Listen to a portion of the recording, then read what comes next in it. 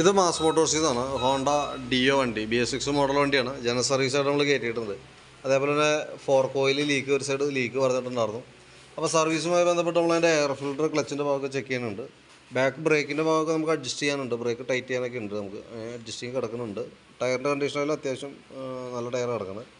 പിന്നെ അതേപോലെ തന്നെ എയർ ഫിൽറ്ററൊക്കെ നമ്മൾ അഴിച്ച് ചെക്ക് ചെയ്യാനുണ്ട്. എയർ ഫിൽറ്ററൊക്കെ നമുക്ക് വലിയ പഴക്കമൊന്നും ആയിട്ടില്ല, കമ്പനി ഫിൽറ്റർ തന്നെയാണ്. അപ്പോൾ അതൊന്ന് തുടച്ച് ക്ലീൻ ആക്കിയിട്ട് നമുക്കൊന്ന് റീസെറ്റ് ചെയ്യാം. പിന്നെ ക്ലച്ചിൻ്റെ ഭാഗം നമ്മൾ നോക്കണുണ്ട്. ക്ലച്ചിനകത്ത് വേറെ പറയത്തക്ക ഓയിൽ ലീക്കോ കാര്യങ്ങളൊന്നുമില്ല. ബെൽറ്റിൻ്റെ കണ്ടീഷനായാലും ബെൽറ്റ് കാര്യമായിട്ടുള്ള പ്രോബ്ലം ഒന്നുമില്ല. കമ്പനി ബെൽറ്റൊന്നുമല്ല, ഒരു ഡ്യൂപ്ലിക്കേറ്റാണ് കിടക്കുന്നത്. പക്ഷെ എന്നാൽ പോലും വേറെ പൊട്ടലൊന്നും നിലവിൽ ഇപ്പോഴത്തെ സ്റ്റേജിൽ വന്നിട്ടില്ല കേട്ടോ. അപ്പോൾ നമുക്ക് മാക്സിമം ഉപയോഗിക്കാം, എന്നിട്ട് മാറ്റിയാൽ മതി. പിന്നെ അതിൻ്റെ വേരിയേറ്റർ ബോഡി ബോസ് ഡ്രൈവ് അടങ്ങുന്ന യൂണിറ്റാണത്. നിലവിൽ വേറെ പ്രോബ്ലം ഒന്നുമില്ല. അതിൻ്റെ ഈ റോളറൊക്കെ ഈ പറഞ്ഞ രീതിയുടെ കമ്പനിയൊന്നുമല്ല, ഡ്യൂപ്ലിക്കേറ്റാണ് കിടക്കുന്നത്. എങ്കിൽ പോലും അത് പുതിയതാണ്, പരമാവധി ഉപയോഗിക്കുക, എന്നിട്ട് മാറ്റിയാൽ മതി. ക്ലച്ച് യൂണിറ്റിൻ്റെ വർക്കിംഗ് നമ്മൾ ചെക്ക് ചെയ്തിരുന്നു, വേറെ കംപ്ലൈൻ്റ് ഒന്നുമില്ല. വർക്കിംഗ് ഒക്കെ സ്മൂത്താണ്. ക്ലച്ച് ഔട്ടർ ആയാലും പഞ്ച് ചെയ്ത രീതിയിലാണ് ഇട്ടേക്കണത്. എന്നാൽ പോലും നമുക്കത് വാട്ടർ പേപ്പർ, സാൻഡ് പേപ്പർ ഇട്ടൊന്ന് പിടിച്ച് ക്ലീൻ ആക്കിയാൽ റീസെറ്റ് ചെയ്യാം, കുഴപ്പമില്ല. കിക്കർ വീലൊക്കെ നമുക്ക് കൂട്ടത്തിൽ ഒന്ന് അഴിച്ച് ഗ്രീസ് ചെയ്ത് വിടുന്നുണ്ട്.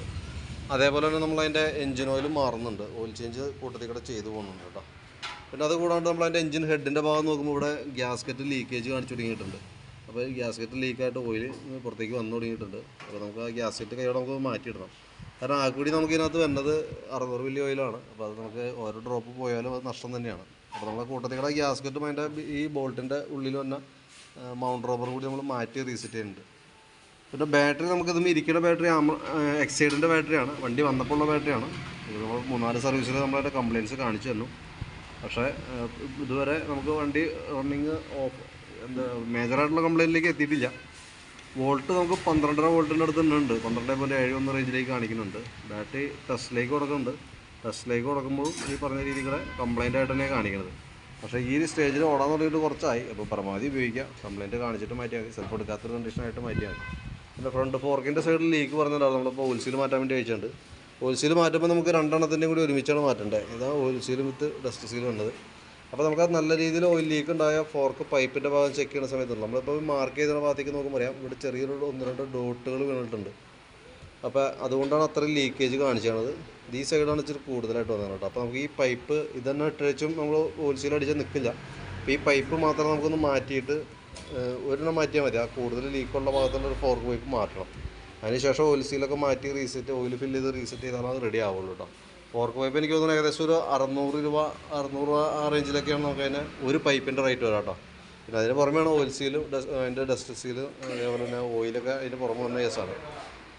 അതേപോലെ തന്നെ നമുക്ക് അതിൻ്റെ സ്പാർക്ക് പ്ലഗിൻ്റെ ഭാഗമൊക്കെ നമ്മളൊന്ന് അഴിച്ച് ക്ലീൻ ആക്കി വിടുന്നുണ്ട്. വേറെ മേജറായിട്ട് കംപ്ലയിൻ്റ് ഒന്നുമില്ല, ഒന്ന് ക്ലീൻ ചെയ്ത് റീസെറ്റ് ആക്കിയാൽ മതി. അപ്പോൾ ഞാൻ അതിൻ്റെ ഏകദേശം ഒരു എസ്റ്റിമേറ്റ്, അതായത് ജനറൽ സർവീസും എൻജിൻ ഓയിൽ, ആ ഹെഡ് ലീക്കിൻ്റെ കേസ് നമ്മളെ കൂട്ടത്തിൽ നോക്കുന്നുണ്ട്. ഫോർക്ക് ഓയിൽ സീലും അതേപോലെ തന്നെ ഫോർക്കിൻ്റെ ഒരു പൈപ്പും കംപ്ലയിൻ്റ് ഉണ്ട്. അതടക്കം മാറ്റി വരുമ്പോൾ എത്ര വരുമെന്ന് ഒരു എസ്റ്റിമേറ്റ് ആക്കി നോക്കാം. എന്നിട്ട് അതിൻ്റെ ഡീറ്റെയിൽസ് ഒന്ന് വാട്സാപ്പിലേക്ക് ഒന്ന് സെൻഡ് ചെയ്ത് തരാം കേട്ടോ. എന്തായാലും നമുക്കൊരു 6:30 ആവും. നമുക്ക് അത്യാവശ്യം ഇത് ചെയ്ത് വരുമ്പോൾ വെച്ച് താമസം വരും, ബോഡിയൊക്കെ നമുക്ക് അഴിക്കേണ്ടതായിട്ട് വന്നിട്ടുണ്ട്. അപ്പോൾ അതിൻ്റേതായിട്ടുള്ള താമസമുണ്ട്. അപ്പോൾ അത് കംപ്ലീറ്റ് ആയി കഴിഞ്ഞാൽ എന്തായാലും വിളിക്കാം കേട്ടോ. കുറച്ച് ലേറ്റായിട്ട് തീരുള്ളൂ, കാരണം വർക്ക് അതിനുള്ളുണ്ട്. ഹെഡ് ലീക്കിൻ്റെ കേസും ആ ഗ്യാസ്കറ്റ് കൂടി നമ്മൾ കൂട്ടത്തേക്ക് മാറ്റുന്നുണ്ട് കേട്ടോ. അപ്പോൾ ഡീറ്റെയിൽസ് വാട്സാപ്പിലേക്ക് ഒന്ന് സെൻഡ് ചെയ്ത് തരാം. വർക്ക് കംപ്ലീറ്റ് ആയി കഴിയുമ്പോൾ വിളിക്കാം കേട്ടോ. ഓക്കെ.